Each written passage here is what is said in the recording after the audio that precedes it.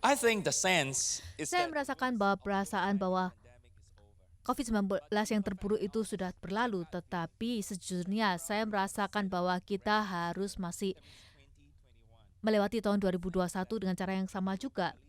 Paling tidak 8 sampai 12 bulan berlalu sebelum kita kembali ke hal yang dulunya kita lakukan. Tetapi saya mengucap syukur, saya pikir ini hal yang luar biasa karena Tuhan itu memperpanjang kesempatan bagi kita untuk riset, untuk memperbarui, untuk dibangkitkan kembali lagi, untuk menghentikan kehidupan kita sendiri saat ini dan kita mengevaluasi lagi untuk kehidupan kita saat ini sehingga kita bisa siap untuk musim yang mendatang. Pada tahun 1980-an, awal tahun 1980-an, saya baru selesai dengan wajib militer saya dan kemudian ada seorang pendeta, seorang dosen yang mengatakan, para murid kalian belum pernah melihat kebangkitan rohani, tetapi kalau saudara mau siap untuk memiliki kebangkitan rohani, saudara harus bersiap-siap untuk mendapatkannya. Saudara harus mempelajari firman Tuhan seperti saudara belum pernah mempelajari sebelumnya. Saudara harus mengetahui firman Tuhan dan belajar untuk berdoa dan bergerak di dalam roh dan bertumbuh di dalam persediaan rohani saudara, karena ketika kebangunan rohani terjadi, saudara akan menjadi sangat sibuk sekali sehingga saudara tidak memiliki waktu untuk mencari Tuhan di dalam doa saudara atau mempelajari firman Tuhan, karena saudara akan memenangkan jiwa-jiwa. Saudara harus follow up di dalam orang jiwa-jiwa yang bertobat dan kemudian melakukan penginjilan dan melakukan penanaman gereja dan misi ke seluruh dunia. Saudara harus menyiapkan dengan membangun persediaan rohani saudara, persediaan di dalam firman Tuhan, doa dan urapan. Ada sekitar 120 orang di dalam sekolah Alkitab itu, tetapi saya benar-benar menganggap perkataannya sangat serius. Ini sekitar tahun 83-84. Tahun 86, boom, tiba-tiba kebangunan rohani terjadi dan pelayanan saya itu diluncurkan. Kita melihat banyak sekali anak-anak muda itu datang menerima Kristus dan apa yang dia katakan itu benar-benar terjadi. Saya sangat sibuk sekali, saya tidak sempat untuk berdoa, untuk membaca firman Tuhan, tapi saya bersyukur saya memiliki penyediaan iman saya. Tahun 89 City Harvest Church itu dimulai. Selama 7 tahun yang pertama banyak ratusan orang, ribuan orang itu datang menerima Kristus. Dan sekali lagi saya mengaplikasikan apa yang saya pelajari di sekolah Alkitab. Kita belajar firman Tuhan, belajar untuk berdoa, belajar untuk menyembah Tuhan. Kami membangun persediaan di dalam kerohanian kami untuk firman Tuhan, untuk urapan Tuhan, dan bagaimana kita bertumbuh di dalam iman dan bagaimana kita bergerak di dalam roh. Tahun 96, 7 tahun berikutnya, kebangkitan rohani terjadi lagi. Dari ratusan jemaat kemudian menjadi ribuan dan kemudian puluhan ribu. Banyak dari saudara ada di sini karena saudara adalah hasil daripada gelombang kedua dari kebangkitan rohani. Selama 7 tahun itu untuk persiapan dari tahun 89 sampai tahun 95, itu menyebabkan kita untuk siap untuk memasuki tahun di mana kita mengalami kebangkitan rohani dan kita juga dipersiapkan memiliki persediaan yang baru, kekuatan yang baru untuk menghadapi apa yang terjadi selama tahun 95 itu sampai tahun 2010. Saya merasakan sebagai gembala senior saudara bahwa pergerakan Tuhan yang berikutnya itu sedang akan terjadi. Saya merasakan bahwa ini sedang akan terjadi dengan COVID-19. Tuhan itu sedang menekan tombol pause, tombol untuk kita meriset. Dia sedang menyiapkan kita untuk gelombang KKR yang berikutnya. Saya percaya bahwa kebangkitan rohani berikutnya akan terjadi. Setiap kali ada kebangkitan rohani setiap kali ada pergerakan Tuhan, maka akan ada pewahyuan yang baru. Pengenalan akan Tuhan yang lebih dalam lagi dan apa yang Tuhan ingin lakukan. Jadi saya ingin saudara melihat di dalam Efesus 3 ayat 16. Bagi saudara yang melihat secara online, saya ingin saudara membuka Alkitab saudara, entah secara elektronik atau Alkitab buku saudara. Saudara dapat melihat di dalam Efesus 3 ayat 16. Di sini Paulus mengatakan, aku berdoa supaya ia menurut kekayaan kemuliaannya menguatkan dan meneguhkan kamu oleh rohnya di dalam batinmu. Saudara perhatikan, bahwa kekuatan secara supernatural ini tidak datang secara otomatis. Tuhan harus memberikannya kepada saudara. Tuhan dapat mengizinkan saudara menerimanya, atau Tuhan dapat menahan-nahan apa yang sudah Tuhan sediakan bagi saudara. Jadi itu tergantung bagaimana kita menanggapi panggilan Tuhan di dalam hidup kita. Seberapa mau kita itu terlibat di dalam karya Tuhan, di dalam pekerjaan Tuhan. Tuhan Yesus mengatakan, diberkatilah mereka. Berbahagialah orang yang lapar dan haus akan kebenaran karena mereka akan dipuaskan. Matius 5 ayat 6. Dua hal di sini, saudara harus haus dan lapar. Di dalam kerajaan Tuhan kita belajar ini selama bertahun-tahun. Semakin kita makan, semakin kita itu lapar. Semakin saudara minum, semakin saudara itu haus. Jadi di dalam musim COVID-19 ini Tuhan memberikan saudara dan saya sebuah alasan yang alamiah untuk tidak terlalu sibuk, untuk lebih menyendiri, untuk terpisah dari orang lain, dan untuk tidak terlalu keluar dari rumah. Dan untuk meluangkan waktu bersama dengan Tuhan, kita memiliki alasan secara alami untuk bertumbuh di dalam rasa haus dan lapar akan Tuhan. Kita dapat makan firman Tuhan dan bertumbuh di dalam pengetahuan kita dan pemahaman kita. Minum itu berhubungan dengan Allah Roh Kudus. Kita memiliki alasan yang alamiah untuk meluangkan waktu menikmati hadirat Tuhan di dalam kuasanya, di dalam hadiratnya. Dan semakin saudara minum, semakin saudara akan haus. Setelah 45 tahun saya menjadi orang Kristen, saya tidak pernah puas akan Allah Roh Kudus. Semakin aku minum dari Roh Kudus, semakin aku haus. Saya memiliki kerinduan yang tidak terpuaskan untuk hadirat Tuhan lebih lagi dan kuasa Roh Kudus lebih dan lebih lagi. Oleh karena itu setiap minggu saya dengan sengaja itu menaruh saya atau menempatkan saya di mana saya harus mengharapkan mujizat Tuhan terjadi setiap minggu, bahkan di saat COVID-19. Saudara melihat saya melakukan kunjungan ke rumah sakit karena saya ingin berdoa bagi mereka yang sakit. Saya ingin berdoa bagi mereka yang bergumul, berjuang melawan kanker. Saya ingin melihat kanker itu disembuhkan. Saya ingin melihat orang-orang yang tertekanan dibebaskan dari kuasa gelap. Setiap hari saya mengatakan, lakukan sekali lagi Tuhan di dalam kehidupan saya. Biarkanlah ada Engkau lebih dan lagi Tuhan. Biarkan Engkau menjadi lebih besar dan aku semakin kecil Tuhan. Engkau lebih dimuliakan Tuhan. Kuasa-Mu lebih lagi dinyatakan. Tuhan Yesus mengatakan, berbahagialah orang yang lapar dan haus akan kebenaran karena mereka akan dipuaskan. Berapa dari saudara itu haus dan lapar akan Tuhan? Lambaikan saudara, lambaikan tangan saudara dan kemudian berikan Tuhan tepuk tangan yang paling meriah. Haleluya, amin. Tetapi ada hal yang kedua yang ada di dalam ayat ini. Itu adalah fokusnya. Dia tidak meminta saudara untuk hanya menjadi haus dan lapar akan kuasa, hadirat dan mujizat Tuhan, tetapi dia mengatakan engkau akan haus dan lapar akan kebenaran. Jadi hal yang kedua yang kita pelajari adalah, apakah saudara haus dan lapar untuk kebenarannya? Kuasa itu adalah bukti dari kerajaan Allah, tetapi kebenaran itu adalah karakter, itu adalah siapa Tuhan kita. Kebenaran itu adalah memiliki raja di dalam hati saudara. Kalau misalkan kebenaran itu ada di dalam kehidupan saudara, maka kuasa akan ada di dalam kehidupan saudara. Mujizat akan diberikan, berkat akan diberikan.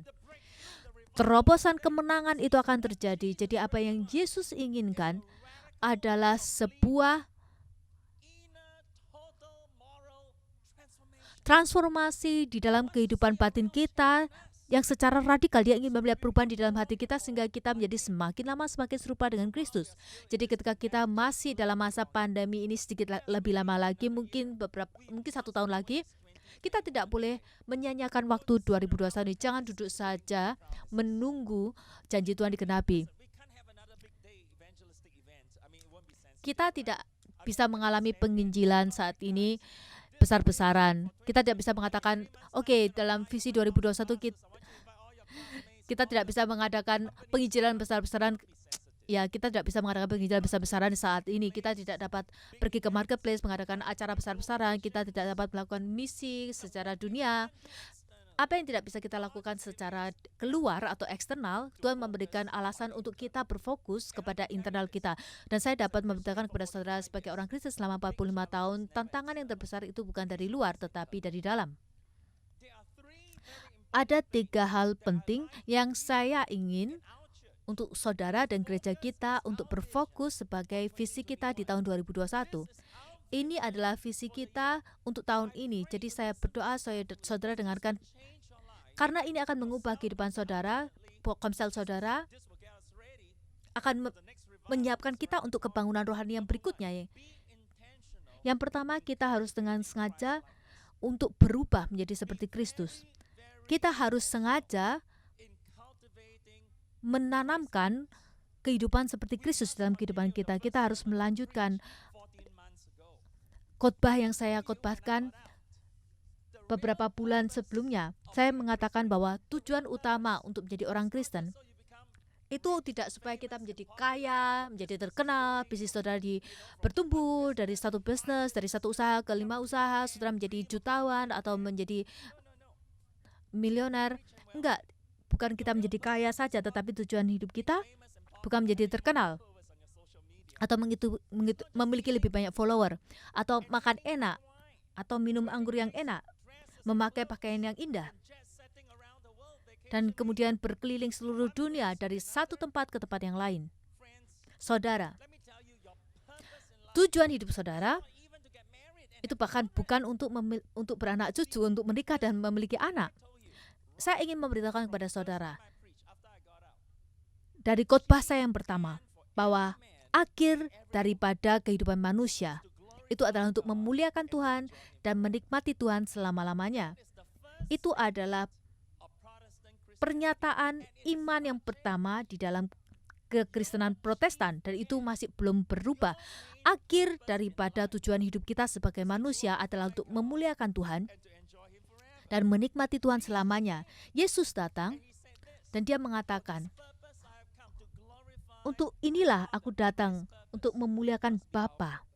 Tujuan hidup Tuhan Yesus harus menjadi tujuan hidup kita. Minggu ini ketika saya bersekutu, San mengingatkan saya di dalam saat teduh. Dia mengatakan bahwa kita semuanya diciptakan di dalam gambar dan rupa Allah.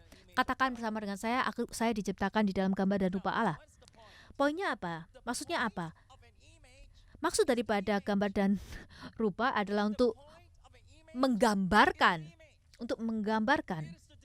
Adalah untuk menunjukkan, untuk mewakili, untuk ditunjukkan. Ketika saudara melihat patung itu ditaruh di muka umum, itu adalah untuk mewakili yang aslinya, untuk menggambarkan hal yang asli, untuk memuliakan yang aslinya. Jadi Tuhan membuat saudara dan saya di dalam gambar dan rupa Allah supaya dunia itu akan dipenuhi dengan gambaran siapa Tuhan itu. Supaya ada jutaan dan jutaan daripada replika atau gambaran Tuhan itu sendiri. Orang percaya mengetahui Tuhan, mencintai Tuhan, menunjukkan siapa Tuhan itu. Jadi Tuhan ingin mengubah kita. Sehingga ketika orang melihat diri kita, mereka melihat Yesus. Dan itu adalah impian saya. Itu adalah aspirasi tertinggi saya setiap hari ketika saya pulang ke rumah dari pelayanan atau pekerjaan saya. Saya ingin keluarga saya untuk melihat saya sebagai Yesus.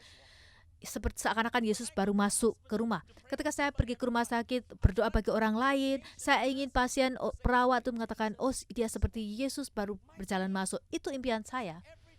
Supaya ketika saya melihat saudara dan berdiri di mimbar, saudara duduk di sana, dan saudara berkata, seperti Yesus ada di sana, berbicara kepada saya. Tuhan ingin mengubah kita menjadi semakin serupa dengan Kristus, sehingga ketika orang lain melihat kita, mereka dengan segera melihat ada Tuhan Yesus di dalam diri kita. Untuk menjadi orang Kristen adalah untuk menjadi Kristus kecil, karena itu kita dipanggil sebagai orang Kristen. Menunjukkan, merefleksikan, menggambarkan Yesus. Itu adalah bagaimana cara kita memuliakan Tuhan. Dan kita tidak perlu menebak yang kedua, menebak lagi bagaimana melakukannya, karena Alkitab memberikan kita daftar yang panjang, yaitu 9 buah roh. Itu adalah karakter daripada siapa Yesus itu.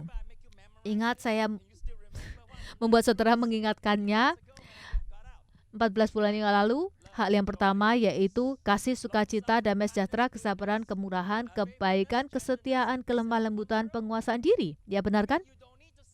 Saudara tidak perlu menebak-nebak lagi.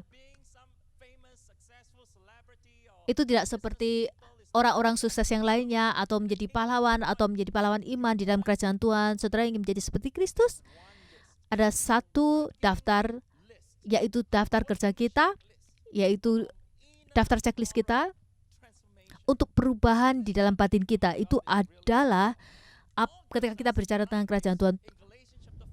Paulus memberikan kita 9 buah roh ini di dalam Galatia 5. Dan kemudian dia memendekkannya di dalam Roma 14 ayat 17 dikatakan bahwa kerajaan Allah bukanlah soal makanan dan minuman, tetapi soal kebenaran, damai sejahtera, dan sukacita oleh Roh Kudus. Kalau saudara mau mencari kebenaran, itu adalah sebuah kerinduan untuk diubahkan untuk menjadi semakin serupa dengan Kristus.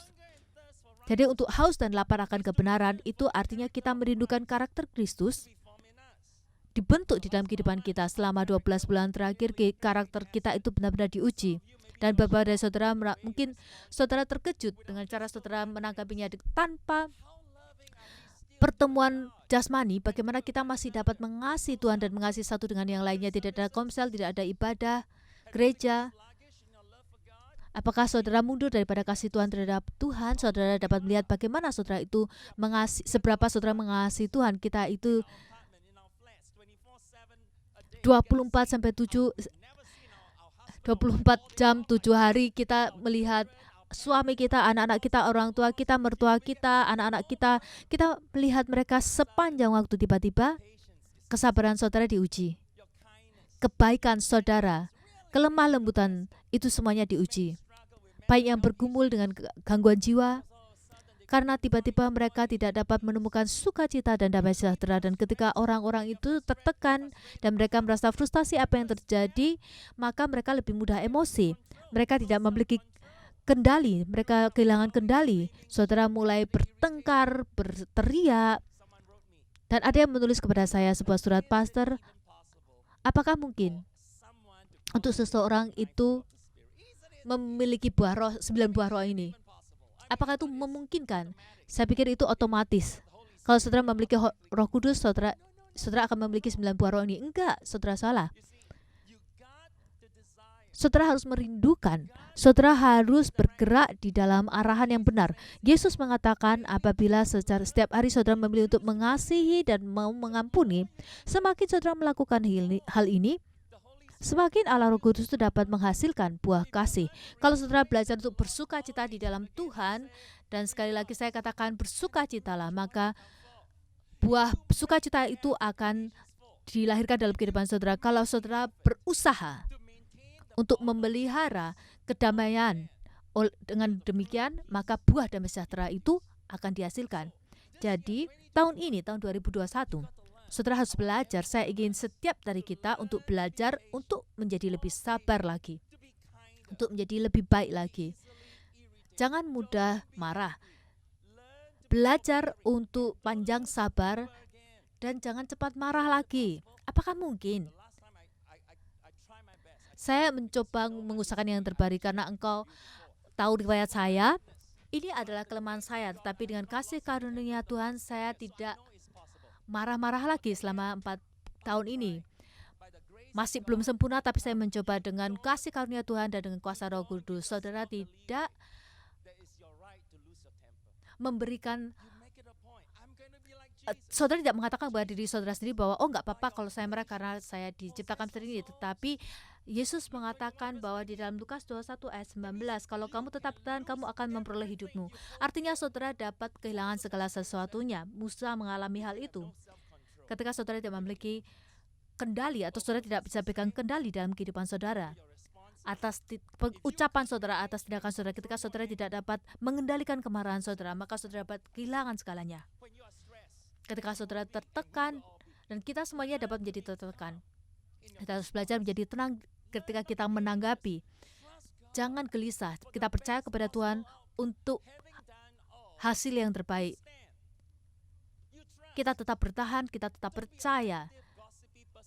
Jangan bergosip, jangan berpikiran negatif. Tetapi apa yang saudara baca, saudara harus waspada dengan apa yang saudara baca dan lihat di dalam sosial media. Belajar untuk yang terbaik dan percaya ada yang terbaik dalam setiap manusia. Jadilah orang yang menguatkan. Setiap hari saya menaruh sesuatu di dalam screensaver saya. Saya ingin menjadi orang yang positif, yang menyemangati orang, yang menguatkan orang. Saya ingin mengatakan hal-hal yang positif yang menguatkan orang lain. Jangan menjadi orang yang memecah belah di dalam kantor saudara. Kita belajar untuk menjadi orang yang setia. Jangan memecah-mecah belahkan. Dengan sedikit kata-kata di sini, di sana memecah belah, tetapi kita setia di mana Tuhan menanam kita. Saudara tahu kenapa? Karena 2 ayat 9 mengatakan bahwa mata Tuhan itu melihat ke seluruh muka bumi, dan mata Tuhan itu melihat kepada orang yang setia. Kalau misalkan saudara mengatakan saudara dapat setia dengan kelompok atau perusahaan saudara, jadi tinggalkan mereka, karena jangan biarkan ketidaksetiaan itu merampok saudara daripada berkat Tuhan di dalam kehidupan saudara. Kedewasaan orang Kristen itu benar-benar berbicara tentang menjadi serupa dengan Kristus. Yesus mengatakan, berbahagialah orang yang lapar dan haus akan kebenaran, karena mereka akan dipuaskan. Jadi kalau saudara lapar dan haus untuk menjadi seperti Kristus, saudara akan dipenuhi dengan kesempurnaan Kristus. Dan ketika saya melihat kebangkitan rohani yang terjadi di dalam gereja kita, di dalam negara yang berbeda-beda, di Taiwan, di seluruh Asia, di berbagai negara, Malaysia, Indonesia, di mana saya memiliki sedikit peranan kecil yang saya perankan, saya dapat katakan bahwa setiap kebangunan rohani itu adalah hasil daripada kesempurnaan Tuhan. Dan hanya ketika kita menjadi serupa dengan Kristus, maka kita akan dipenuhi dengan kesempurnaan Tuhan. Kalau saudara percaya, berikan Tuhan tepuk tangan yang paling meriah. Haleluya. Ya, berikan Tuhan tepuk tangan yang paling meriah sekali lagi. Yang kedua, saudara harus dengan sengaja ada di dalam kasih yang tanpa syarat. Saudara harus yakin dan dengan sengaja mengetahui bahwa saudara ada di dalam kasih tanpa syarat. Artinya saudara harus mengasihi tanpa syarat tahun ini. Belajar untuk mengasihi tanpa syarat. Saya telah menikah selama 28 tahun. Papa saya sudah menikah selama 69 tahun. 1 tahun lagi mereka akan merayakan perayaan ulang tahun pernikahan platinum mereka. Saya dapat mengatakan kepada saudara, dan saya belajar dari mereka, dan saya dapat mengatakan kepada saudara dari pengalaman saya bahwa pernikahan yang bahagia itu tidak bisa 50-50, tetapi 100%. Dalam keadaan yang baik maupun buruk, dalam keadaan kaya maupun miskin, dalam keadaan sehat maupun sakit, untuk mengasihi dan menyayangi sampai maut memisahkan kita. Saya tahu kita mengadakan ikrar janji kita karena waktu kita menikah, kita itu masih muda dan kita jatuh cinta, dan kita tidak membayangkan bahwa di dalam pernikahan kita itu akan menjadi pernikahan yang sulit. Tetapi orang yang sudah menikah dalam jangka waktu lama, mereka akan mengatakan bahwa ada banyak waktu di mana di dalam pernikahan mereka, di mana kelihatannya ketika kita itu sedang menuju ke hal yang buruk sekali. Dan ini sangat benar ketika ada ketidaksetujuan atau ketika ada ketidakamanan di dalam, atau ada pertentangan, atau misalkan ada perselingkuhan, atau ada tipuan, atau ada perzinahan. Saya memiliki seorang sahabat yang mana dia menikah dengan teman kecilnya, orang Kristen yang sangat cantik sekali. Beberapa bulan setelah pernikahan mereka, dia mengalami gangguan saraf, sehingga dia harus dimasukkan ke rumah sakit jiwa. Dan tidak pernah sama lagi, dan mereka menemukan bahwa ini adalah masalah secara genetik di dalam keluarganya, tetapi dia nggak tahu sebelumnya. Dia tidak mengharapkan ini, dia sangat terkejut sekali. Sejak saat itu, istrinya tidak pernah sama lagi. Wajahnya berubah, cara dia berbicara berubah, bahkan suaranya berubah. Tidak pernah lagi dia memiliki percakapan yang rohani dari hati ke hati dengan istrinya. Tidak pernah lagi mereka dapat berdiskusi mengenai visi dan mimpi dan bagaimana menghadapi tekanan atau tantangan di masa depan mereka. Istrinya tidak mampu untuk melakukan diskusi ini. Sepanjang umur kehidupannya, dia harus di dalam pengobatan psikotik, tetapi sahabat saya itu mengasihi dia, menyayangi dia seperti tidak ada yang terjadi, apapun yang terjadi. Dia tidak lagi seperti wanita sebelum dia menikah. Saya melihat perbedaan sebelum dan setelah menikah. Tetapi bagi sahabat saya, dia sangat mengasihi istrinya sehingga seakan-akan tidak ada yang berubah dalam kehidupan istrinya, dan mereka sudah menikah selama 40 tahun. Berikan tepuk tangan yang paling meriah. Haleluya. Haleluya. Saudara ini itu menunjukkan kepada saya apakah pernikahan yang sejati. Dalam keadaan yang baik, buruk, dalam keadaan miskin, kaya, dalam keadaan sehat dan sakit, untuk mengasihi, mengayangi sampai mau memisahkan kita. Pernikahan itu adalah komitmen seumur hidup. Salah satu kisah cinta terbesar di dalam Alkitab adalah antara Hosea dan Gomer. Gomer itu adalah wanita yang sangat cantik sekali. Nama Gomer itu artinya adalah kesempurnaan. Dia itu sempurna. Secara penglihatan dia sangat sempurna dan dia juga sangat pintar, tapi dia memiliki masalah yang parah sekali. Dia tidak setia di dalam pernikahannya. Dia itu suka bersundal. Mungkin Hosea itu terlalu sibuk di dalam pekerjaan atau pelayanannya dan mengabaikan dia. Mungkin setelah beberapa tahun, mungkin dia itu tidak lagi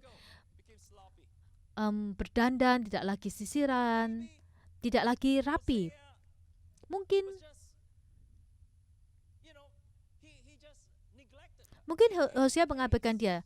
Apapun itu, Gomer itu memiliki banyak sekali perzinahan. Dia itu suka sekali bersundal. Dia hamil 3 kali, 2 dari 3 anaknya bukan anak Hosea. Berapa dari saudara, para pria akan tetap menikah ketika istri saudara memiliki 2 anak dari 3 ke anak-anak saudara dan 2 dari antara bukan anak saudara. Hosea dapat, karena dia tahu tentang kasih yang tidak kita ketahui. Sebagai nabi Tuhan, dia sangat sensitif dan dia sangat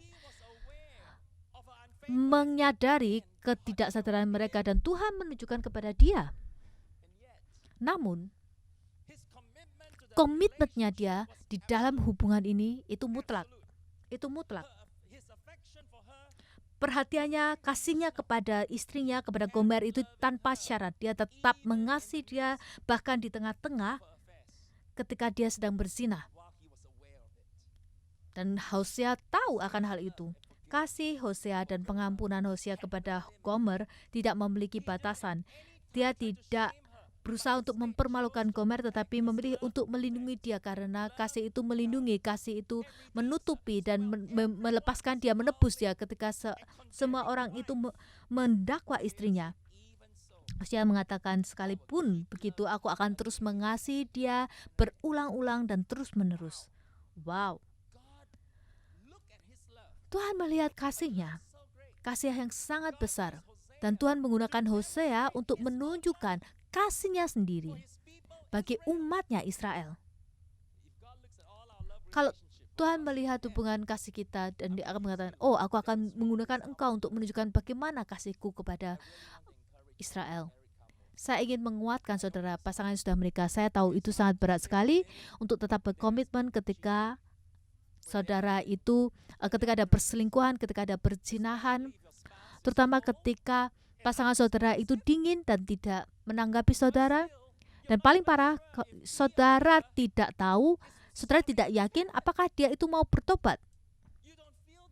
Saudara tidak dapat merasakan kasih dari pasangan saudara. Dan mungkin saudara merasa bahwa saudara menikah dengan orang yang salah. Jadi bagi saudara yang sudah menikah, saya adalah pastor saudara, saya adalah gembala rohani saudara. Efesus 5 ayat 25 mengatakan, Tuhan ingin suami dan istri untuk saling mengasihi seperti Tuhan Yesus Kristus mengasihi jemaat-Nya. Jadi ini adalah bagaimana aku harus mengasihi San dan bagaimana San harus mengasihi saya, dan itu bagaimana saudara harus saling mengasihi di dalam pernikahan sama seperti Tuhan Yesus mengasihi kita. Jadi kasih dan pengampunan itu adalah dua sisi yang berbeda dari koin. Tidak ada batasan di dalam kasih, tidak ada batasan di dalam pengampunan. Tuhan Yesus mengampuni berulang kali dan dia mengatakan kau harus mengampuni 7 kali 7. 7 kali 7, engkau harus mengampuni 70 kali 7 kali. Saudara tidak bisa mengatakan bahwa aku hanya akan mengampuni kalau bisa melakukan A, B, C, D, E. Kalau misalkan dia bisa menjamin dia bisa melakukan A, B, C, D, E, maka saya dapat mengampuni. Tidak ada jaminan di dalam kasih, saudara.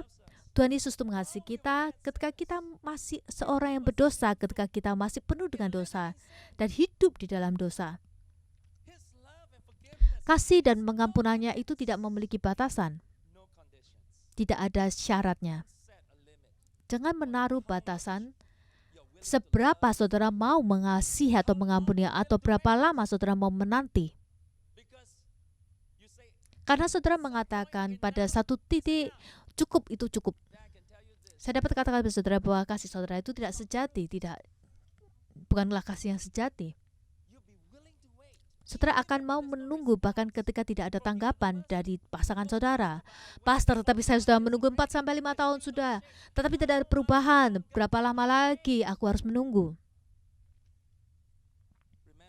Ingat, ini untuk dalam keadaan baik, dalam keadaan buruk, sampai maut memisahkan kita. Selama saudara menaruh batasan atau syarat atau kondisi, itu bukan kasih. Tentu saja kalau misalkan pasangan saudara berzina, saudara dapat bercerai, ya kan? Saudara memiliki hak untuk bercerai. Kalau misalkan ada perzinahan, saudara dapat bercerai. Saudara memiliki haknya. Karena Tuhan Yesus mengatakan ini diizinkan, tetapi cara Tuhan itu lebih tinggi daripada jalan kita. Jadi apakah jalan Tuhan? Jalan Tuhan adalah seperti ini. Saudara dapat tidak setia kepada saya, tetapi saya akan tetap setia kepada engkau. Kecuali saudara menolak atau membatalkan Yesus secara total, secara penuh, dan pada akhirnya dia akan tinggal bersama dengan saudara, setia sampai akhir. Selalu mengasihi, selalu melayani, selalu sepanjang sabar, selalu menanti saudara. Karena di dalam hubungan kita dengan Yesus Kristus, dia tidak akan pernah menceraikan kita. Tidak pernah. Yesus tidak pernah menyarankan untuk perceraian. Jadi saudara tidak boleh menjadi orang yang menyarankan atau menginginkan perceraian. Dan ini adalah bagaimana saya menghandle perhubungan saya. Saya tidak pernah memutuskan hubungan kecuali saudara memutuskan hubungan dengan saya. Kalau saya teman saudara seumur hidup. Kecuali saudara menolak saya dan menolak pertemanan kita, saya akan selalu ada di sana dan saya akan selalu berdoa. Kalau misalkan pasangan saudara mau menceraikan saudara dan memaksakannya, itu kisah yang berbeda. Tapi saudara putuskan hari ini bahwa saudara tidak akan pernah menjadi orang yang menyarankan atau menyarankan sebuah perceraian. Tetapi apa yang terjadi ketika pasangan saudara tidak dapat mengasihi saudara dengan cara yang romantik atau dengan penuh kasih sayang lagi? Apa yang terjadi ketika tidak dapat mengasihi Yesus dengan segenap hati kita? Oke, kalau saudara jujur, kita tidak sepanjang waktu mengasihi Tuhan dengan segenap hati kita, ya kan? Bagaimana ketika kita tidak bisa mengasihi Tuhan dengan segenap hati kita? Yesus mengatakan, engkau tidak bisa mengasihi saya seperti aku mengasihi engkau. Kasihlah aku seperti seorang sahabat. Marilah kita menjadi seperti sahabat. Itu yang dia katakan kepada Petrus. Petrus, dapatkah engkau agape saya? Petrus mengatakan, tidak bisa, aku hanya bisa mengasihi engkau seperti sahabat. Oke, kita bersahabat aja. Ingat bahwa orang yang saudara nikahi itu dulu adalah teman saudara. Biasanya bahkan sahabat saudara. Kadang-kadang ketika rasa sayang itu hilang, maka kita belajar untuk menjadi teman lagi. Untuk menjadi teman lagi. Saudara belajar untuk berkomunikasi lagi. Berhati-hati di dalam percakapan saudara. Kasih itu adalah motivasi terbesar. Semua kita mengasihi Tuhan bukan karena kita itu luar biasa, tapi karena pertama kali Tuhan itu mengasihi kita. Kita mengasihi karena Allah lebih dahulu mengasihi kita. Dialah yang menggerakkan kita ketika kita bisa mengasihi tanpa syarat, tanpa mengharapkan balasan. 99% saudara akan dapat menyelamatkan pernikahan saudara. Kasih Yesus kepada Petrus menggerakkan dia sampai pada akhirnya di dalam masa tuanya, Petrus mau memberikan kehidupannya dan mati bagi Kristus. Karena kasih Yesus itu menggerakkan Petrus. Tetapi pastor, bagaimana kalau misalkan pernikahan saya itu 1%, itu kan 99% dapat diselamatkan, tapi saya 1%, saya menderita. Saya terluka. Kalau misalkan saya bercerai sekarang, mungkin saya dapat menemukan pasangan jiwa saya sebenarnya. Mungkin saya memiliki kesempatan lagi untuk berbahagia. Saya tidak boleh berpikir seperti itu, saudara. Ada tujuan yang lebih tinggi lagi, melampaui hanya keromantisan saja di dalam pernikahan. Semua hal ini itu hanya sementara saja. Semua hal ini hanya dapat kita nikmati ketika kita hidup di bumi. Kita tidak membawa hal yang romantis atau seksual kita atau seks kita di dalam surga. Tuhan mau supaya di dalam pernikahan kita mau belajar untuk memiliki kasih yang sejati, kasih agape. Dan ini adalah bagaimana cara kita mengasihi di masa-masa yang akan mendatang, dan Tuhan menggunakan pernikahan untuk mengajarkan kepada kita. Saya tahu ini adalah level yang lebih tinggi lagi. Ketika kita berpikir, untuk apa itu buat aku? Saya sudah terperangkap di dalam pernikahan ini, saya bertahan. Apa yang saya dapatkan? Setiap hari saya melakukan yang terbaik, saya berjuang untuk keluarga ini, saya merawat keluarga ini. Terus saya dapat apa? Mana kebahagiaan yang harusnya saya dapatkan? Apakah saya tidak layak mendapatkan kebahagiaan? Kalau saudara berpikir seperti itu, maka kasih saudara itu egois. Kasih saudara itu bersyarat. Di dalam Efesus 3, ayat yang kita baca sebelumnya, ketika Paulus mengatakan bahwa ketika kita menjadi orang Kristen yang dewasa, yang kuat, dia terus melanjutkan. Saudara akan mendapatkan pewahyuan tentang betapa lebarnya dan panjangnya dan tingginya dan dalamnya kasih Kristus. Dan kalau saudara dapat mengasihi dengan cara seperti ini, artinya kasih tanpa batas, maka saudara akan dipenuhi dengan segala kesempurnaan Tuhan. Berapa dari saudara yang memiliki kepenuhan akan Tuhan? Kasih tanpa batas. Kasih yang tidak dipahami oleh dunia ini. Hollywood dan Bollywood, mereka tidak memahami hal ini. Ini adalah kasih yang memimpin Kristus kepada kayu salib. Ketika kita dapat mengasihi seperti ini, maka kita akan dipenuhi dengan kepenuhan Kristus. Dan Tuhan dapat menggunakan pernikahan kita untuk mengajarkan kita hal ini. Dan hal yang paling aneh terjadi di sini. Bahkan ketika pasangan kita itu tidak menanggapi kita, ketika saudara dapat mengasihi tanpa batas, tiba-tiba kepenuhan Kristus itu akan membawa kepuasan di dalam hidup kita. Akan ada sukacita dan penuh kemuliaan. Saudara dapat mengalami kepenuhan di dalam Kristus, melebihi keromantisan, melebihi seks, melebihi anak-anak saudara dan bahkan keluarga saudara. Ketika saudara dapat berpikir jernih, saudara harus percaya kepada Tuhan dan apa yang Tuhan firmankan, karena firman Tuhan itu akan terjadi. Kalau saudara dapat mengasihi dengan kasih Kristus, betapa lebar, panjang, dan tingginya kasih dalam Kristus, saudara akan dipenuhi dengan kepenuhan Tuhan dan saudara akan memiliki kehidupan yang mengalami kepenuhan Kristus dan sangat dipuaskan di dalam Kristus. Kalau saudara mau bersukacita, berikan Tuhan tepuk tangan yang paling meriah. Haleluya. Ingat, kita tidak menikah dalam kekekalan, hanya untuk sepanjang umur hidup kita. Dan di dalam kekekalan, pernikahan saudara 20, 30 tahun, 50 tahun itu sama seperti tetesan air di samudra. Semua sukacita, romantis, seks, pertemanan kita atau persekutuan kita itu tidak dapat dibandingkan dengan sukacita yang kita dapatkan di surga. C.S. Lewis mengatakan, dan saya sudah mengatakan sebelumnya, di surga penyanjungan tertinggi bagi kekasih kita yang ada di dunia ini sama seperti susu dan air dibandingkan dengan kesukaan mengenal Tuhan. Salah satu daripada gembala senior di THN, dia hampir meninggal, dia koma dan hampir meninggal, dan ketika dia mengalami koma, jiwanya itu terangkat ke surga. Dia mengalami pengangkatan ke surga dan dia mengatakan ketika dia ada di surga, dia menyadari satu hal. Di dalam kehidupannya,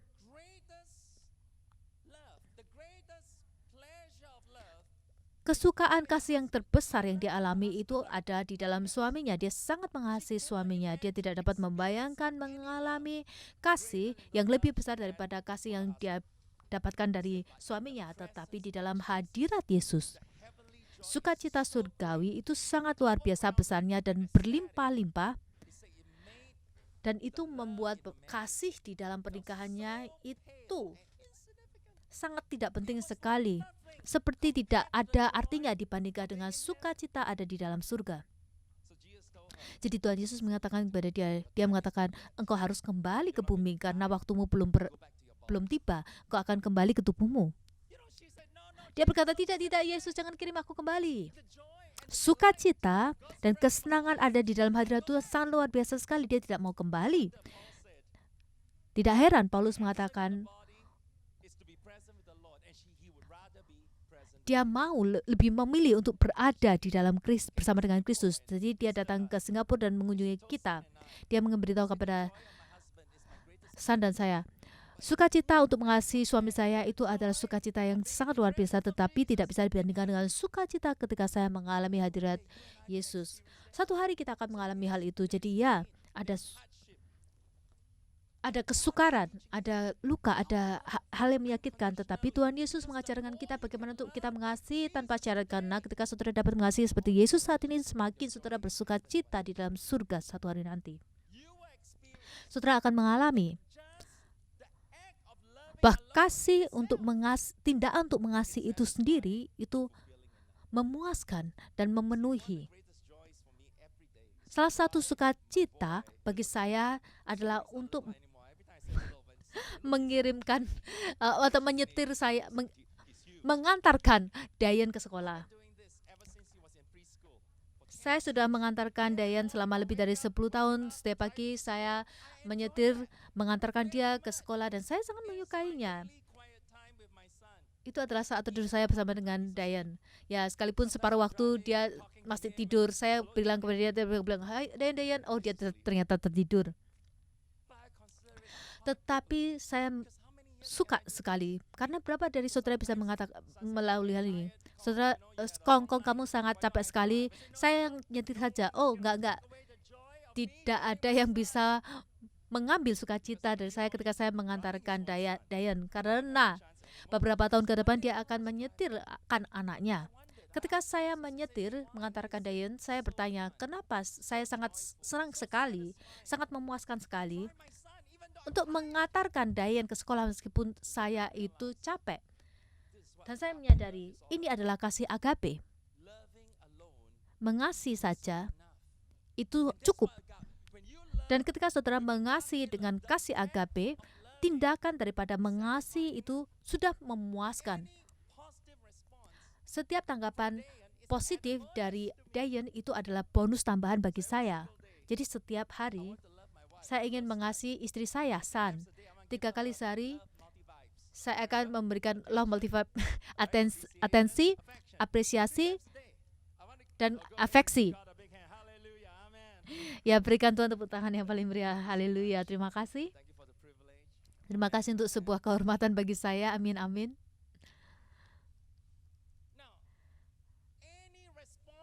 Setiap tanggapan yang diberikan kepada saya itu adalah bonus tambahan. Kemampuan atau sukacita, sebuah kehormatan untuk mengungkapkan kasih kepada pasangan saya, itu adalah sukacita tersendiri. Itu adalah kasih agape. Kita harus bisa mencapai tahap itu setiap minggu untuk dapat melayani saudara, untuk dapat berkhotbah. Itu adalah kehormatan bagi saya. Kalau saudara baik kepada saya dan mengatakan, "Pastor, engkau khotbahnya sangat bagus sekali," itu bonus tambahan. Tetapi dengarkan, saya tidak berkhotbah untuk mendapatkan tanggapan dari saudara. Kemampuan untuk berkhotbah dan kemampuan untuk melayani, kemampuan untuk bisa menjadi pastor saudara, itu adalah upah yang dimana saya puas dengan upah itu sendiri. Saudara, ini adalah kasih agape Yesus Kristus yang ingin Tuhan Yesus ajarkan kepada kita setiap hari untuk mengasihi tanpa syarat dan tidak egois. Dan ketika kita bisa mengasihi seperti Yesus, dengan dalam, panjang, dan tinggi yang lebar sama seperti dalamnya kasih Kristus, kepenuhan Kristus itu akan memberikan kita sukacita dan kemuliaan yang tidak terkatakan. Bagi saudara yang single, mungkin saudara ketakutan, "Oh, pastor, mungkin saya tidak perlu menikah." Jangan takut menikah. Tapi pada saat yang sama bagi saudara yang masih single, jangan tertekan juga untuk masuk ke dalam pernikahan. Karena Yesus itu juga single, Paulus itu juga single. Banyak sekali daripada para rasul itu single. Jadi kalau saudara masih single, saudara belajar untuk mengasihi keluarga saudara, kasih orang tua saudara, adik kakak saudara, pemimpin komsel saudara, teman gereja saudara, bahkan mungkin pastor saudara. Saudara mengasihi dengan kasih Tuhan. Belajar untuk mengasihi tanpa keegoisan kita. Belajar untuk mengampuni dan panjang sabar dan berbuat baik, lemah lembut, penuh dengan kekuatan, selalu menguatkan. Hanya dengan mengasihi kita itu puas, tanpa ada ekspektasi atau ada balasan. Kalau misalkan ada balasannya, maka itu adalah bonus tambahan. Kalau saudara dapat mengasihi seperti itu, maka kasih Tuhan itu akan membawa saudara di dalam kepenuhan sukacita Tuhan. Jadi selama 12 bulan mendatang, saya ingin saudara dengan sengaja, dengan intensional, fokus kepada hal ini. Yang pertama, saudara berubah menjadi semakin serupa dengan Kristus. Yang kedua, saudara belajar untuk mengasihi tanpa syarat. Sangat sulit sekali, tetapi saudara bisa coba. Saya ingin saudara melakukan apa yang Tuhan Yesus katakan untuk menjadi lapar dan haus akan kebenaran. Karena di dalam 2001, Tuhan Yesus ingin memenuhi kita dengan kepenuhan Tuhan. Dan kebangunan rohani itu akan terjadi, gelombang pergerakan Tuhan berikutnya akan terjadi. Saya nggak tahu kapan, berapa lama waktu persiapan kita, tetapi saya tahu bahwa ketika kita ingin ada di dalam posisi yang terbaik di dalam Tuhan, maka kita harus dipenuhi dengan kepenuhan Tuhan. Kalau saudara siap untuk dipenuhi oleh Tuhan, berikan tepuk tangan yang paling meriah. Ya, berikan Tuhan Yesus tepuk tangan yang paling meriah. Haleluya, amin. Yang ketiga, hal yang terakhir. Ini adalah visi saudara. Saudara harus dengan sengaja atau dengan intensional ada di dalam pemuritan marketplace. Maksudnya apa? Pemuritan di dalam marketplace.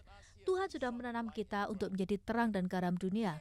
Kita memiliki mandat budaya untuk menjadi relevan, untuk menjadi otentik, untuk berguna di dalam marketplace, bagi marketplace. Untuk membawa kerajaan Allah di dalam perekonomian tidak ada yang berubah. Perintahnya adalah perintah, mandatnya masih menjadi mandat. Tetapi pandemi COVID-19 telah memberikan kita kesempatan untuk berhenti sejenak dan memperbaharui visi kita dan komitmen kita di dalam penginjilan marketplace atau perekonomian kita. Jadi mari kita menjadi lebih jelas lagi dengan misi kita. Katakan kepada kanan kiri saudara, saudara harus jelas dengan misi saudara. Kita ada di dalam dunia, tetapi kita bukan di luar dunia. Bukan berasal dari dunia. Dengan kata lain, kita harus memiliki nilai rohani yang berbeda dengan dunia supaya kita dapat menjadi atau membawa perbedaan kepada dunia.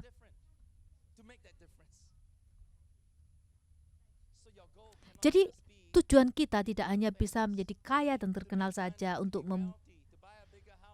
membeli rumah yang lebih besar lagi, membeli mobil yang lebih keren, untuk promosi atau prestis, atau untuk mendapatkan kesukaan dunia ini. Kalau itu adalah tujuan hidup saudara, saudara tidak berbeda dengan orang yang lain. Kalau misalkan fokus kita di dalam kerajaan Allah dan kebenarannya, berapa dari saudara tahu bahwa hal yang kita butuhkan itu akan ditambahkan kepada kita. Kesuksesan, berkat, semua hal ini akan diberikan kepada kita. Jadi apakah tujuan kita saat ini?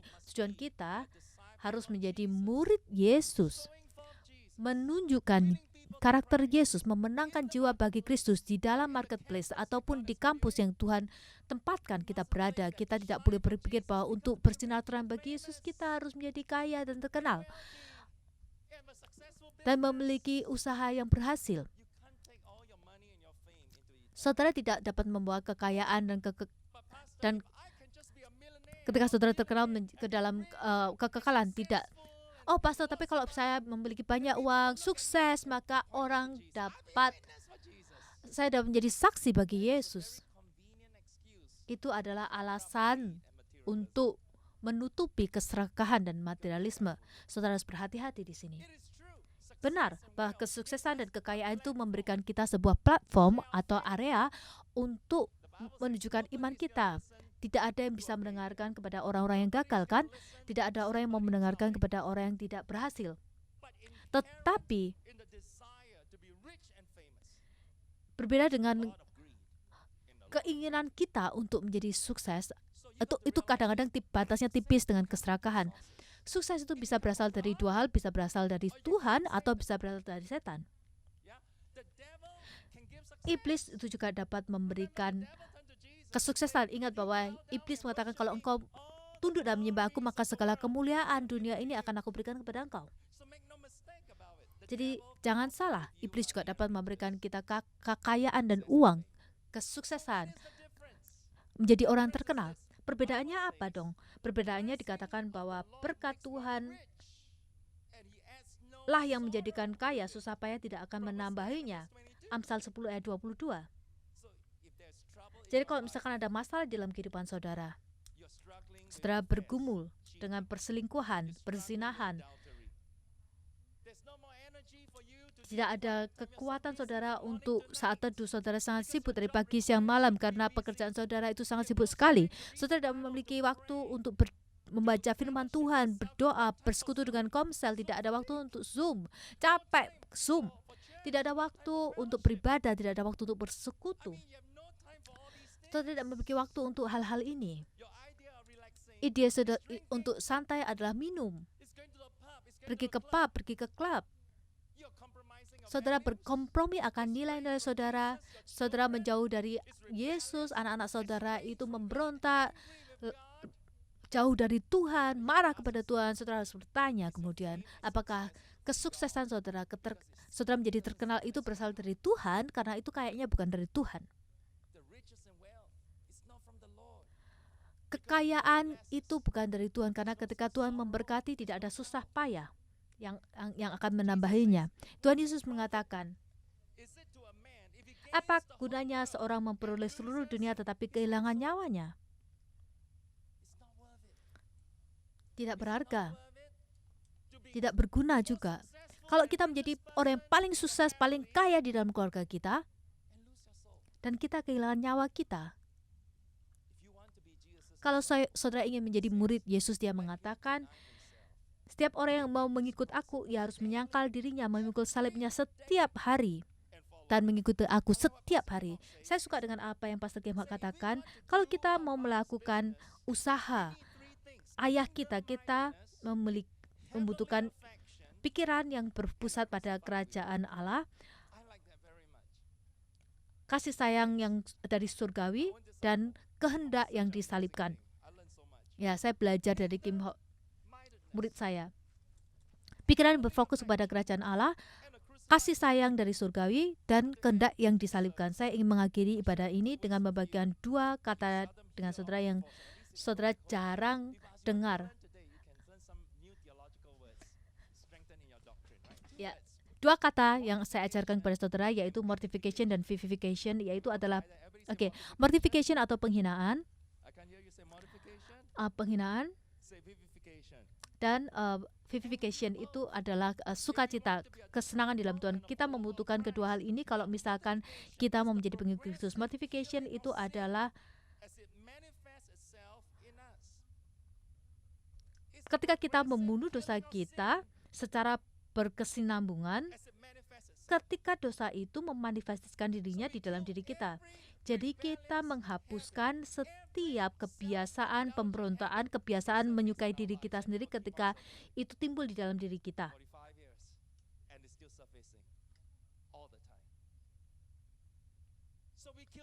Jadi kita membunuh kesombongan, nafsu kita, kecemburuan kita, kemarahan kita, keserakahan kita, kita bunuh semuanya. Itu adalah mortifikasi. Vivifikasi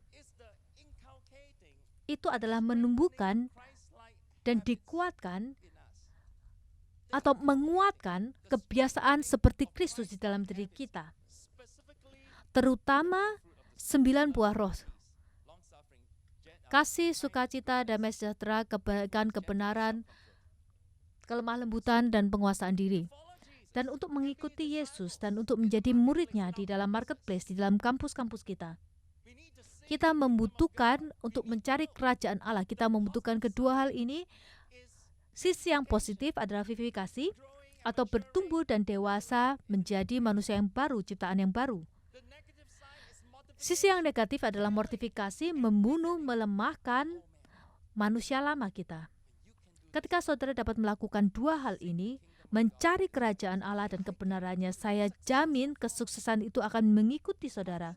Keuangan itu akan mengikuti saudara. Uang itu akan diberikan, promosi, kasih karunia. Semua hal ini akan diberikan di dalam kehidupan saudara karena kesuksesan itu berasal dari Tuhan. Bahwa berkat yang membuat orang itu kaya berasal dari Tuhan. Jadi di dalam setiap proyek, di dalam setiap usaha, kita harus belajar untuk meminta Yesus, apa yang engkau inginkan untuk saya lakukan di dalam ini, bukan kehendakku yang terjadi, melainkan kehendakmu terjadi. Setiap hari, bagaimana saya dapat memuliakan Engkau Tuhan di dalam pekerjaan saya, bagaimana saya dapat memuliakan Engkau di dalam kampus-kampus saya, bagaimana saya dapat membagikan kebaikan-Mu, kebesaran-Mu, supaya orang dapat mengenal siapa Engkau Tuhan. Jadi ketika kita menantikan supaya pandemi COVID-19 ini berlalu, mari ini menjadi visi kita 3 hal. Yang pertama, secara sengaja kita menumbuhkan hidup kita menjadi serupa dengan Kristus, belajar untuk menjadi lebih panjang sabar, lebih lemah lembut. Tidak lagi marah-marah. Kita coba untuk tidak lagi marah-marah, tidak lagi ada gosip di dalam kehidupan kita. Kita kembangkan pengendalian diri. Yang kedua, kita harus dengan secara intensional atau dengan sengaja itu mengasihi tanpa syarat, belajar untuk mengasihi tanpa batas, tanpa syarat. Belajar untuk mengampuni dan mengampuni sepanjang waktu, dan belajar untuk memiliki sukacita dari surga dengan hanya mengasihi saja, tanpa mengharapkan adanya balasan yang positif dari orang yang saudara kasihi. Yang ketiga, secara sengaja saudara melakukan pemuritan di dalam marketplace. Pastikan bahwa kekayaan saudara, kesuksesan saudara itu berasal dari Tuhan, bukan dari kerajaan kegelapan. Fokus di dalam pertumbuhan rohani kita, fokus vivifikasi dan mortifikasi. Kita fokus di dalam memenangkan jiwa-jiwa di dalam marketplace, di dalam kampus-kampus. Hanya beberapa tahun lagi sejak kita akan mengalami pergerakan Tuhan yang terjadi, yang akan menggoncangkan, yang akan membuat kita semuanya terkagum-kagum. Berapa dari saudara mau bergabung di dalam perjalanan untuk menyiapkan diri kita menjadi semakin serupa dengan Kristus? Oke, kalau saudara mau menjadi serupa dengan Kristus, lambaikan kedua tangan saudara dan mari kita berikan tepuk tangan yang paling meriah bagi Kristus, dan mari kita semuanya bangkit berdiri. Terima kasih Tuhan Yesus bagi saudara yang melihat melalui online. Saya ingin saudara juga bangkit berdiri dan mari kita mulai berdoa di dalam bahasa roh saat ini. Haleluya, kita dapat berdoa dan berseru kepada Allah. Bagi saudara yang ada di rumah, saudara juga dapat berdoa. Bagi saudara yang ada di gereja, saudara juga dapat berdoa dan berseru kepada Tuhan. Di dalam nama Yesus, kita ingin menjadi seperti Engkau, Yesus.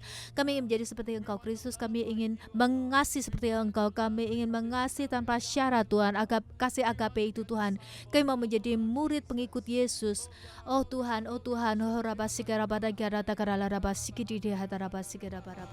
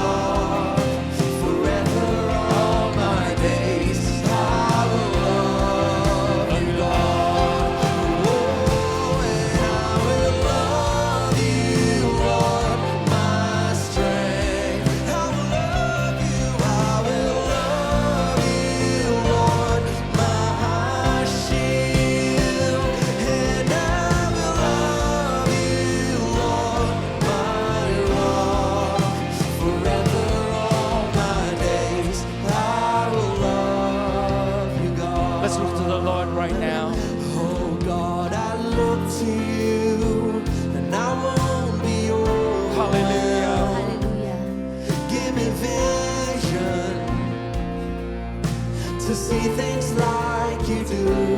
God, I look to you. You're where my help comes from. Hallelujah. Give me wisdom.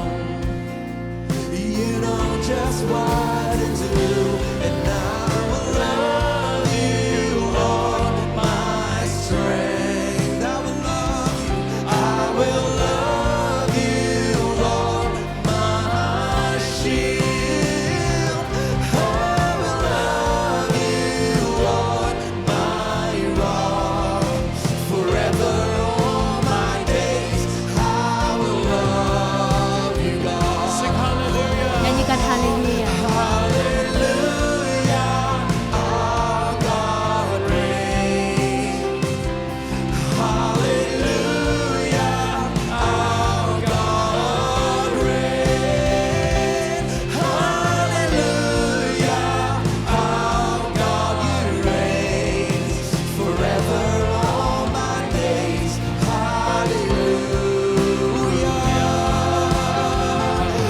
Hallelujah, our God reigns. Hallelujah, our God reigns. Hallelujah, our God reigns. Forever all my days. Hallelujah. Just look at Pastor for a moment. Saudara lihat ke depan untuk beberapa saat. Haleluya, Tuhan kita itu bangkit. Apakah kerajaan Allah itu? Kerajaan Allah ada dimanapun, di mana Tuhan Yesus dapat bertahta dan memerintah. Ketika kita mencari kerajaan Allah dan kebenarannya, artinya Tuhan, kami membuka kehidupan kami supaya Engkau dapat datang, bertahta dan berkuasa memerintah atas kehidupan kami. Sehingga dalam karakter saya, bagaimana saya menanggapi di dalam hubungan saya, di dalam pernikahan saya, di dalam marketplace, di dalam kampus, Tuhan Yesus Engkau datang dan bertahta memerintah di dalam kehidupan saya. Berapa dari saudara ingin mengizinkan Tuhan untuk bertahta dan memerintah?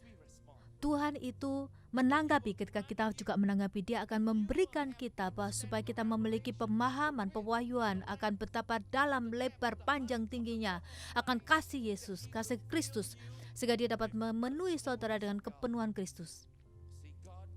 Tuhan itu menanggapi kita ketika arahan kita itu di dalam area tersebut. Berapa dari saudara ingin supaya Tuhan Yesus itu bertata dalam kehidupan saudara? Mari kita nyanyikan sekali lagi, haleluya, our God reigns. Mari kita katakan pada Tuhan malam hari ini. Hallelujah, our God reigns.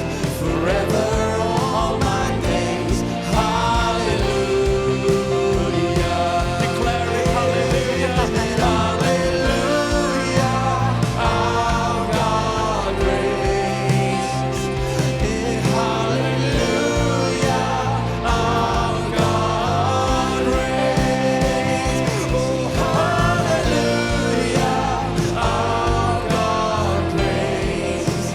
Forever all my days. Hallelujah. Thank you, Jesus. Terima Just kasih Tuhan Yesus.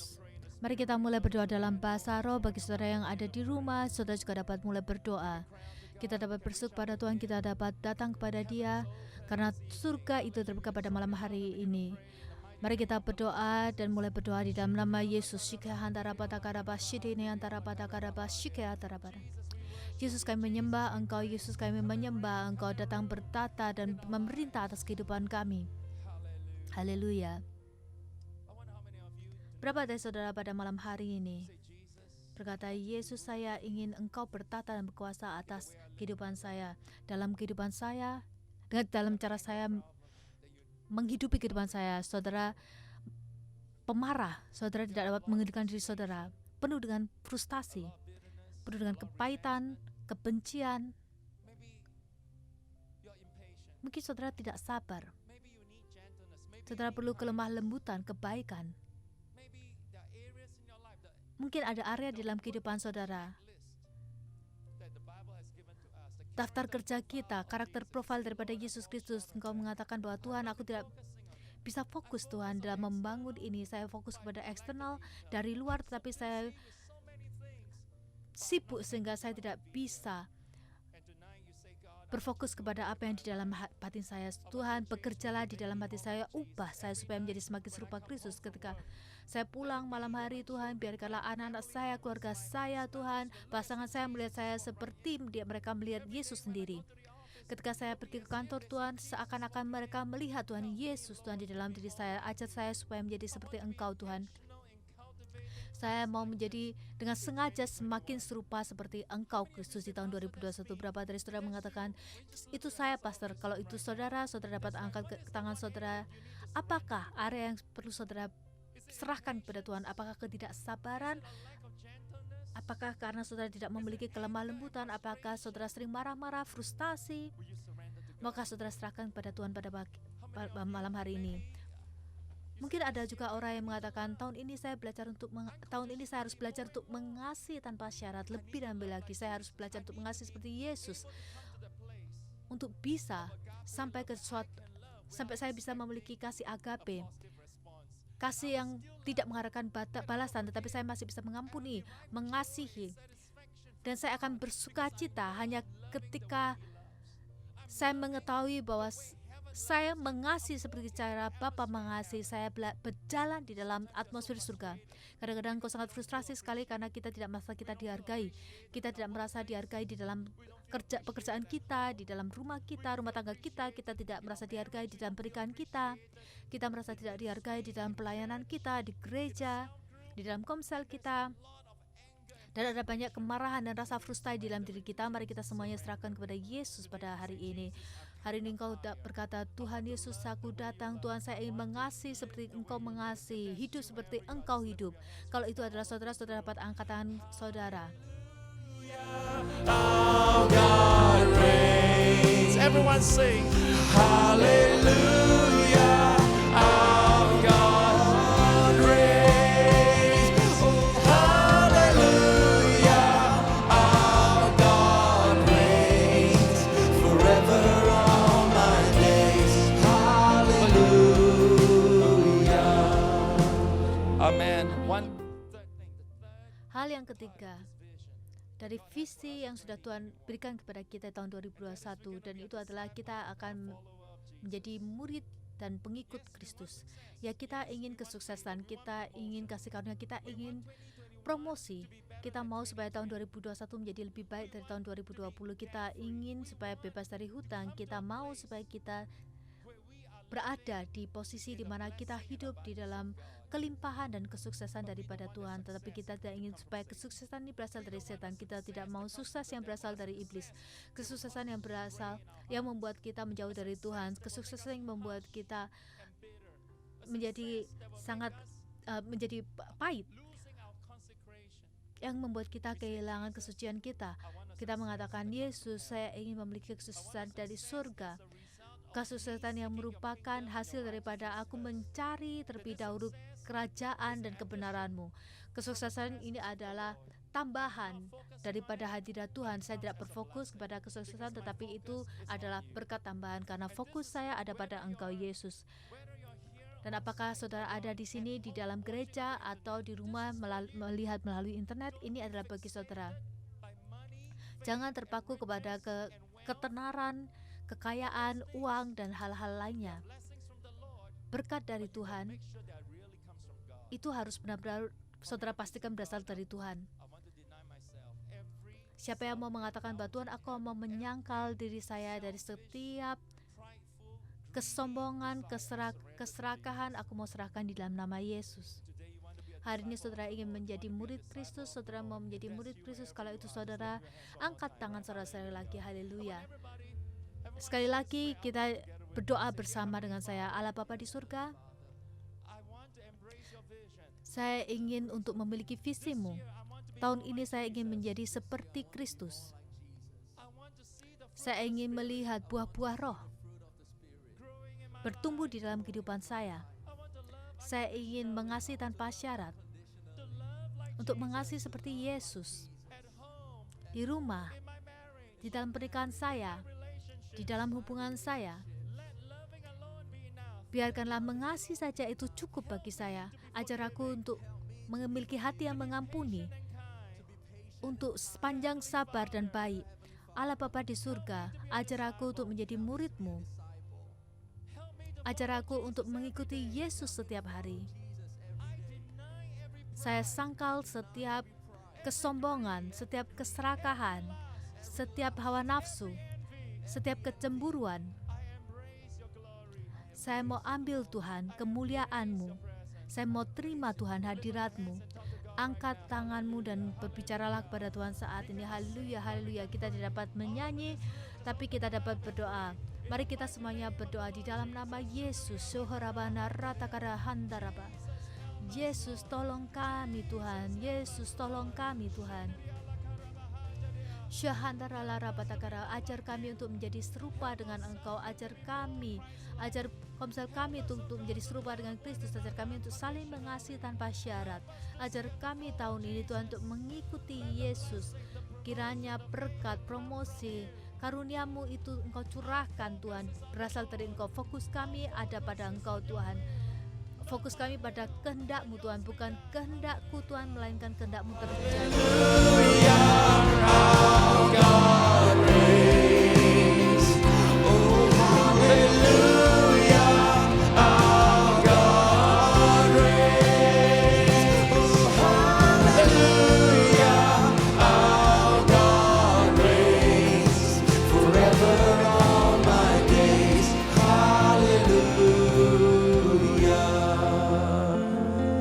I will love you, Lord, my strength. I will love you, Lord, my shield. I will love you, Lord, my rock. Forever all my days, I will love you, God. Hallelujah. Haleluya.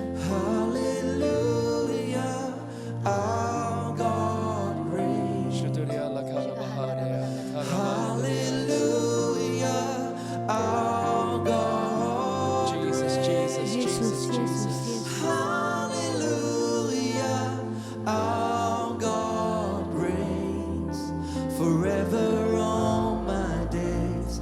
Hallelujah. Jesus, I just pray this year. Yesus, aku berdoa Tuhan tahun ini ajar kami untuk menjadi semakin lama semakin serupa dengan Engkau.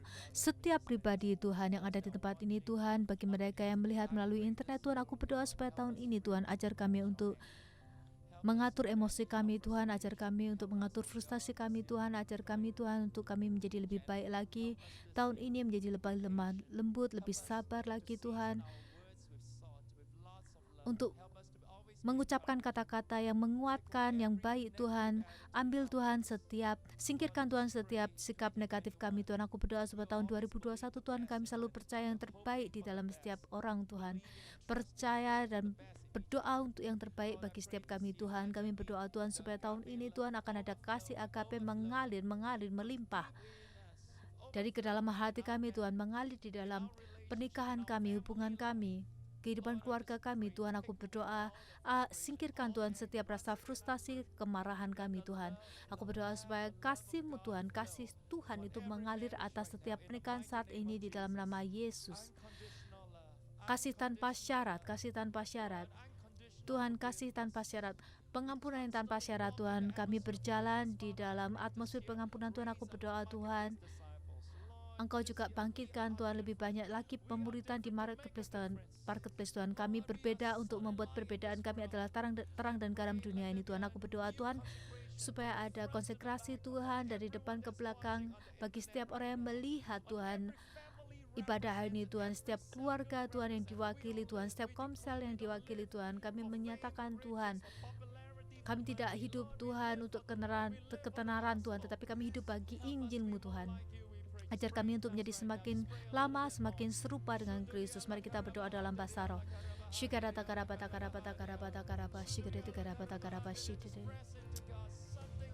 Ya, sesuatu sedang terjadi saat ini bagi saudara yang melihat secara online. Terus berdoa dan terus berdoa di dalam nama Yesus Tuhan, Yesus Kristus Tuhan kita. Oh Tuhan, penuhi kami Tuhan dan kepenuhan-Mu Tuhan dengan segala kepenuhan-Mu Tuhan. Tuhan Yesus, ajar kami untuk menjadi semakin serupa dengan Engkau Yesus. Lift up your hands, lift up your heart. Hallelujah, our God reigns. Hallelujah, our God reigns. Forever all my days. Hallelujah. If you believe that, give the Lord a big hand. Hallelujah. The Bible says, clap your hands, all you people. Come on, let's give him a big clap offering. It's deep calling unto the deep. Lord, we respond to all you are. We respond to who you are. Let's sing it one last time, one last time. Hallelujah. Oh, hallelujah, our God reigns. Oh, hallelujah, our God reigns. Hallelujah, our God reigns. Forever all my days. Hallelujah. Hallelujah. We give you praise. We give you Kita praise. berikan segala kemuliaan bagi Tuhan kita. Terima kasih Tuhan Yesus. Haleluya. Haleluya. Saudara bisa fist bump di kanan kiri saudara dan katakan bahwa ini akan menjadi tahun yang terbaik bagi saudara. Haleluya, haleluya. Tuhan memberkati, Tuhan memberkati.